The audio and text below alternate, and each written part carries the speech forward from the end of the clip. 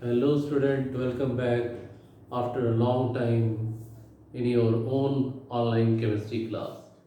और आज हम लोग पढ़ने वाले हैं एक नया chemistry book, part of chemistry which is known as organic chemistry. Class 11 का ऑर्गेनिक केमिस्ट्री आज से हम लोग स्टार्ट कर रहे हैं, तो किसी भी लेक्चर को आप लोग मिस नहीं कीजिएगा ताकि आप कॉन्सेप्ट को अच्छे तरीके से समझ सके। Now let us try to understand what is organic chemistry। Simply इसको लिख सकते हैं या समझ सकते हैं कि organic chemistry is the branch of chemistry in which we study about those type of compound which mostly contain carbon and hydrogen. They may contain other elements also, but the compulsory element are carbon and hydrogen। तो organic chemistry के उस branch को हम लोग कहते हैं जिसमें हम लोग वैसे कंपाउंड्स के बारे में स्टडी करते हैं जिसमें कंपलसरी फॉर्म में कार्बन और हाइड्रोजन प्रेजेंट रहता है, कुछ दूसरे एलिमेंट भी उसमें प्रेजेंट रह सकते हैं। There are millions of organic compounds are known. Organic compound का जो नंबर्स है वो मिलियंस में है। इसका कारण क्या है? कार्बन का कैटिनेशन प्रॉपर्टी। बहुत कोई ये जानना चाहोगे कि what is the meaning of catenation. हम लोग सभी को पढ़े हैं कि कार्बन टेट्रावैलेंट होता है, यानी कार्बन का जो मैक्सिमम वैलेंसी है वो क्या है? 4। तो कार्बन टेट्रावैलेंट होने के कारण दूसरे कार्बन के साथ इंटरेक्ट करता है, फिर दूसरा तीसरे के साथ, तीसरा चौथे के साथ, और अपना वैलेंसी को कार्बन कंप्लीट करने के क्रम में एक नेटवर्क ऑफ स्ट्रक्चर जनरेट करता है which causing the generation of organic molecules of different types, and that's why the millions of organic compounds are known। And for the study of such a large number of compounds, a separate branch of chemistry was needed, which causing the generation of organic chemistry। Organic chemistry में हमने simply ये define कर दिया कि organic chemistry के उस branch को कहते हैं जिसमें कंपलसरी फॉर्म में कार्बन और हाइड्रोजन का होना जरूरी है, कुछ अदर एलिमेंट्स भी प्रेजेंट रह सकते हैं, लेकिन कंपलसरी एलिमेंट क्या है? कार्बन और हाइड्रोजन। और कार्बन और हाइड्रोजन, बहुत सारे ऑर्गेनिक कंपाउंड्स ऐसे होते हैं जिसमें केवल कार्बन और हाइड्रोजन प्रेजेंट रहता है। ऐसे ऑर्गेनिक कंपाउंड को हम लोग क्या कहते हैं? हाइड्रोकार्बन। हर hydrocarbon, each hydrocarbons are consider as organic compound, but all organic compounds are not considered as hydrocarbon। जो भी हाइड्रोकार्बन्स होंगे they are consider as organic compound, लेकिन सारे ऑर्गेनिक कंपाउंड्स को हम लोग हाइड्रोकार्बन नहीं कह सकते हैं। तो यहाँ पर हाइड्रोकार्बन में एल्केन फैमिली के जो भी मेंबर्स होंगे ये हाइड्रोकार्बन के कैटेगरी में आएंगे। एल्कीन ये भी हाइड्रोकार्बन, अल्काइन, और जो हाइड्रोकार्बन होगा वो ऑटोमेटिकली ऑर्गेनिक कंपाउंड्स होगा। लेकिन अगर हम यहाँ पर अल्कोहल लेते हैं तो अल्कोहल जो है, अल्कोहल ऑर्गेनिक कंपाउंड है बट नॉट हाइड्रोकार्बन। जैसे यहाँ पर एल्केन में हमने मीथेन लिया, तो मीथेन का फॉर्मूला क्या है? CH4। तो यहाँ पर केवल कार्बन और हाइड्रोजन है, तो ये हाइड्रोकार्बन। एल्कीन में अगर हमने लिया इथीन, तो यहाँ भी फॉर्मूला जो है वो है C2H4। एल्काइन में हमने लिया इथाइन, और यहाँ पर फॉर्मूला है C2H H2, ये भी हाइड्रोकार्बन। लेकिन अल्कोहल, कोई भी अल्कोहल अगर हम लेते हैं, मान लो हमने लिया मिथाइल अल्कोहल, तो मिथाइल अल्कोहल का फॉर्मूला है CH3OH। तो इसमें कार्बन हाइड्रोजन तो प्रेजेंट है, लेकिन इसके अलावा ऑक्सीजन भी प्रेजेंट है। तो इसको हम कह सकते हैं ऑर्गेनिक कंपाउंड। और ये सारे के सारे, चाहे वो एल्केन्स फैमिली के मेंबर्स हो या एल्कीन या एल्काइन, ये कहलाएंगे हाइड्रोकार्बन। तो हाइड्रोकार्बन आइडेंटिफाई करना बहुत सिंपल है। हाइड्रोकार्बन्स में केवल कार्बन और हाइड्रोजन प्रेजेंट रहते हैं। और ये जो तीन ऑर्गेनिक फैमिलीज हैं, जैसे एल्केन, एल्कीन और अल्काइन, इनके सभी मेंबर्स हाइड्रोकार्बन कहलाते हैं। अदर देन दिस, बाकी सारे जो हैं वो सब ऑर्गेनिक कंपाउंड्स के कैटेगरी में आते हैं। एक और फैमिली हाइड्रोकार्बन में आएगा और वो है बेंजीन। फैमिली तो नहीं कह सकते हैं, लेकिन बेंजीन इटसेल्फ हाइड्रोकार्बन, क्योंकि इसका फॉर्मूला क्या है C6H6। इसमें भी कार्बन और हाइड्रोजन प्रेजेंट है। ये बेंजीन को भी हाइड्रोकार्बन कहा जाता है। बेंजीन का जो हाइड्रोकार्बन है वो एरोमेटिक हाइड्रोकार्बन कहलाता है। This is also known as aromatic hydrocarbon. इसके बारे में डिटेल में बाद में बात करेंगे कि एरोमेटिक हाइड्रोकार्बन क्या है। तो आई होप दैट यहाँ तक तो अभी आप लोग को समझ में आ ही गया होगा। अब हम लोग यहाँ पर पढ़ेंगे सैचुरेटेड हाइड्रोकार्बन। हाइड्रोकार्बन को दो कैटेगरी में डिवाइड किया गया है। पहला सैचुरेटेड और दूसरा जो है अनसैचुरेटेड हाइड्रोकार्बन। ऐसे हाइड्रोकार्बन जिसमें सिंगल बॉन्ड प्रेजेंट रहते हैं, they are in the category of saturated hydrocarbon. और अगर इसमें एग्जाम्पल लेना है तो एल्केन। यहाँ पर ये एल्क जो है ये रूट वर्ड है। एल्क इज रूट वर्ड और एनी जो है एनी सफिक्स है। तो रूट वर्ड और सफिक्स को मिला देंगे तो हमें क्या मिल जाएगा, एल्केन। और रूट वर्ड लोअर क्लास में भी पढ़े हो कि यहाँ पर अगर n का वैल्यू 1 रहे तो ये आ जाएगा रूट वर्ड मिथ। n2 रहे तो आ जाएगा इथ। n3 रहने पर प्रोप, और इसी प्रकार से n4 रहने पर ब्यूट, 5 रहने पर पेंट, 6 रहने पर हेक्स, 7 रहने पर हेप्ट, 8 रहने पर ऑफ, 9 रहने पर नॉन और 10 रहने पर डेक। तो अब रूट वर्ड को सफिक्स के साथ जैसे ही जोड़ दोगे ये रिजल्टेंट फैमिली बन जाएगा। और रूट वर्ड यहाँ पर क्या है अभी, एल्क, और सफिक्स क्या है एनी, यानी एल्केन।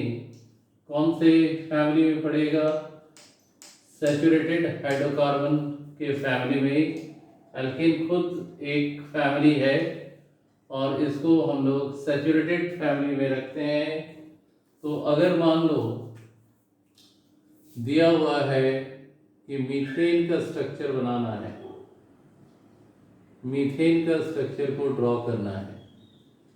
मिथ यहाँ रूट वर्ड हो गया, एनी मतलब सफिक्स, और जहाँ एनी है समझ लेना है वहाँ पर सिंगल बॉन्ड है। और यहाँ मिथ मतलब 1 कार्बन एटम, एक कार्बन एटम प्रेजेंट है। तो इसको अगर हम बनाते हैं एक कार्बन और इसका वैलेंसी 4, तो 4 बॉन्ड को हमने बना दिया।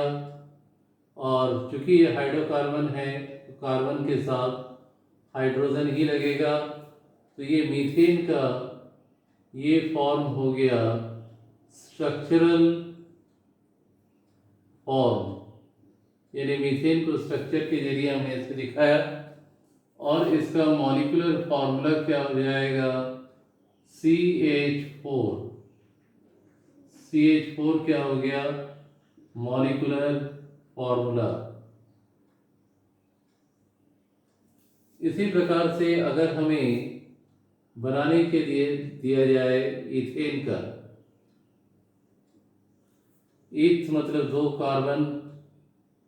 दो कार्बन के बीच में सिंगल बॉन्ड, और हर एक कार्बन का वैलेंसी 4 होता है।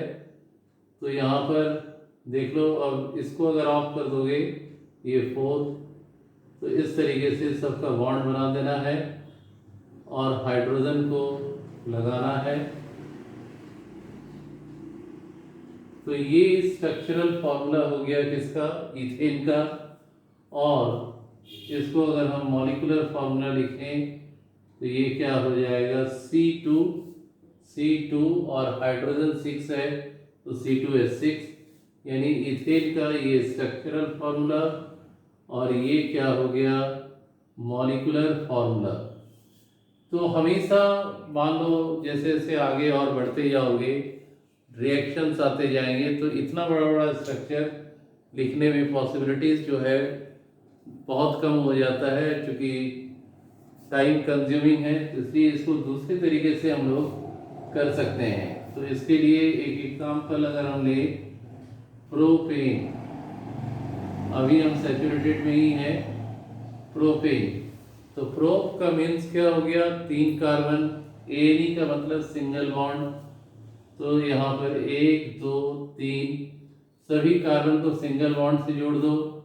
अगर कार्बन का एक बॉन्ड है तो 3 हाइड्रोजन लगाओ, 2 बॉन्ड तो 2 हाइड्रोजन, फिर 1 बॉन्ड 3 हाइड्रोजन। तो यहाँ पर ये प्रोपेन का फॉर्मूला क्या हुआ, CH3 CH2 CH3, और इसको कंबाइन करके लिखेंगे तो यहाँ आ जाएगा C3H8। तो इस तरीके से प्रोपेन को हमने दिखाया। अगर तुमको बोला जाए कि भाई ब्यूटेन का बनाओ, ब्यूटेन का बनाओ, तो ब्यूटेन का किस तरीके से बनाओगे, ब्यूट मीन्स 4 कार्बन को सिंगल बॉन्ड से अटैच कर देना, और जहाँ 1 बॉन्ड वहाँ 3 हाइड्रोजन, 2 बॉन्ड 2 हाइड्रोजन, और 1 बॉन्ड 3 हाइड्रोजन। तो ये फॉर्मूला क्या आ गया, CH3 CH2 CH2 CH3, और इसको हम कंबाइन करके लिख सकते हैं C4H10। तो इस प्रकार से हम एल्केन्स के मॉलिक्यूलर फार्मूला, स्ट्रक्चरल फार्मूला बड़ा आसानी से हम यहाँ पर शो कर सकते हैं। तो this is the molecular formula of butane. I hope that यहाँ तक आप लोग अच्छे से समझ रहे हैं। एक और फार्मूला इसी में होता है, कंडेंस्ड फार्मूला, छोटा करके लिखना। तो ये CH2 रिपीट हो रहा है, तो यहाँ लिख सकते हैं CH3 CH2 का होल ट्वाइस CH3। तो this formula is also known as condensed formula. Condensed formula का मीन्स होता है कि एक बड़ा सा जो फॉर्म है उसको छोटा कर दिया जाए, कंडेंस कर दिया जाए। तो this is the condensed formula. और इसके अलावा लाइन डायग्राम से भी इसको दिखा सकते हैं। तो 4 कार्बन है तो इस तरीके से शो कर दें। मिनिमम 3 कार्बन होना चाहिए लाइन डायग्राम दिखाने के लिए। ऐसे आप उससे कम में भी दिखा सकते हैं, लेकिन 3 के नीचे दिखाने से अच्छा नहीं लगता है। तो ये जो पॉइंट है ये कार्बन है, 1 2 3 4। तो यहाँ पर 4 कार्बन का मीन्स क्या हो गया, ब्यूटेन। यहाँ सिंगल बॉन्ड है, तो इसको अगर हम लोग दिखाते हैं तो लाइन डायग्राम से बहुत जल्दी शो किया जा सकता है। तो एल्केन फैमिली में बाकी बचे मेंबर हमने ब्यूटेन तक किया। आप लोग जो है pentane, hexane, heptane, octane, नोनेन, decane, इसको आप खुद से बना के देख सकते हो। इस फॉर्म में, स्ट्रक्चरल फॉर्म में, मॉलिक्यूलर फॉर्म में, कंडेंस फॉर्म में और लाइन डायग्राम के फॉर्म में।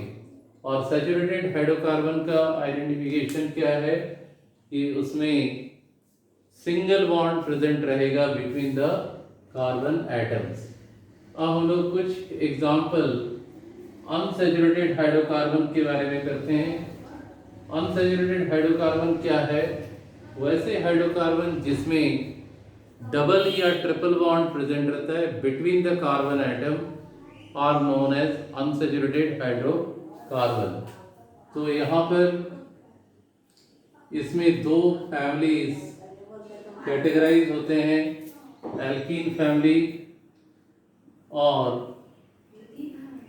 Alkyne family. एल्कीन फैमिली और एल्काइन फैमिली। एल्कीन में सिंगल बॉन्ड प्रेजेंट रहता है,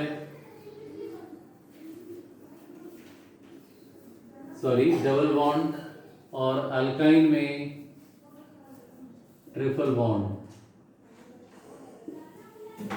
एल्कीन फैमिली के जो भी मेंबर्स होंगे उसमें डबल बॉन्ड प्रेजेंट रहेगा। इनका मीन्स होता है डबल बॉन्ड, वाइनी का मीन्स होता है ट्रिपल बॉन्ड। और ये फैमिली में जो मेंबर्स हैं वो, उनका जो फर्स्ट मेंबर है वो 2 कार्बन से शुरू होता है और पहला मेंबर है इथीन। फिर सेकेंड है प्रोपीन, थर्ड है ब्यूटीन। इसी प्रकार से और आगे बढ़ के हम दिखा सकते हैं। और एल्काइन में भी उसी तरीके से इथाइन,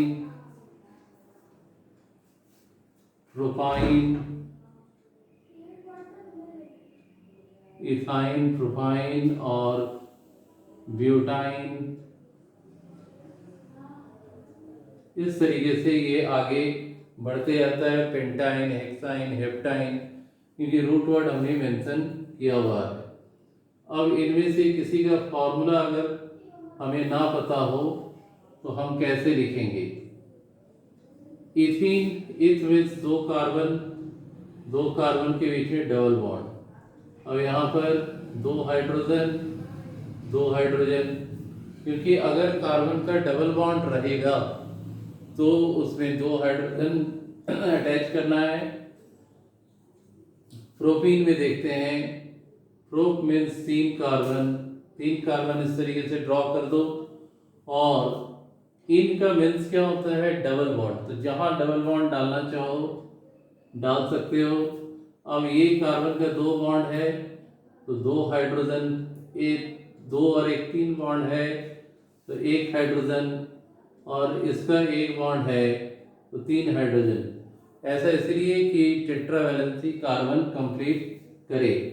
ब्यूटीन में 4 कार्बन को पहले डबल बॉन्ड डालने से पहले ये 4 कार्बन जो है इस तरीके से सिंगल बॉन्ड के साथ अटैच कर दो। जहां डबल बॉन्ड डालने का मन करे वहां डाल दो। 1 बॉन्ड है तो 3 हाइड्रोजन, इधर 1 2 3 बॉन्ड तो चौथा हाइड्रोजन, फिर 3 बॉन्ड, फिर 1 हाइड्रोजन, और यहाँ 1 बॉन्ड, इसका मीन्स क्या हो गया? 3 हाइड्रोजन। तो इस तरीके से इथीन का, प्रोपीन का, ब्यूटीन का फॉर्मूला हम लोग निकाल सकते हैं। अब कंबाइन करके लिखो, ये आ गया C2H4, जो सबसे शॉर्टेस्ट फॉर्म होता है, that is called molecular formula. ये आ गया C3H6, और फिर ब्यूटीन के लिए आ जाएगा C4H8। इसी प्रकार से इथाइन को अगर हमको करना है, 2 कार्बन के बीच में ट्रिपल बॉन्ड डाल दो, 3 बॉन्ड हो गया, 1 हाइड्रोजन, लेफ्ट में भी 1 हाइड्रोजन। प्रोपाइन में भी पहले 3 कार्बन बना लो, जहां मन करे ट्रिपल बॉन्ड डाल दो, और इस कार्बन का 3 बॉन्ड तो 1 हाइड्रोजन, इधर तो 3 1 4 हो गया, यहाँ 1 बॉन्ड तो 3 हाइड्रोजन। ब्यूटाइन में भी 4 कार्बन को सिंगल बॉन्ड से दिखाओ, और आइन में ट्रिपल बॉन्ड जहाँ मन करे वहाँ डालो, और 1 बॉन्ड तो 3 हाइड्रोजन, इधर 1 बॉन्ड तो 3 हाइड्रोजन, और ये जो 2 कार्बन है इसका 1 बॉन्ड इधर 3 बॉन्ड इधर, यानी 4। तो इस प्रकार से हम ब्यूटाइन का स्ट्रक्चरल फॉर्म जनरेट कर सकते हैं या इस तरीके से दिखा सकते हैं। अब इसको शॉर्टेस्ट फॉर्म में लिख सकेंगे C2H2 C3H4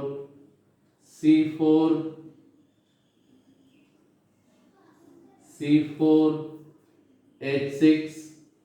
तो ये फॉर्मेट जो है आप यूज़ कर सकते हो सैचुरेटेड फैमिली, अनसैचुरेटेड फैमिली सभी को रिप्रेजेंट करने के लिए।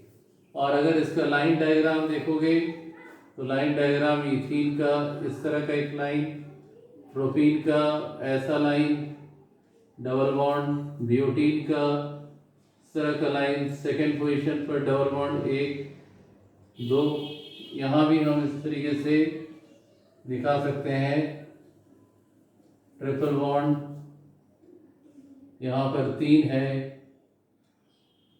तो यहाँ भी शो कर सकते हैं। और लास्ट वाला जो है ब्यूटाइन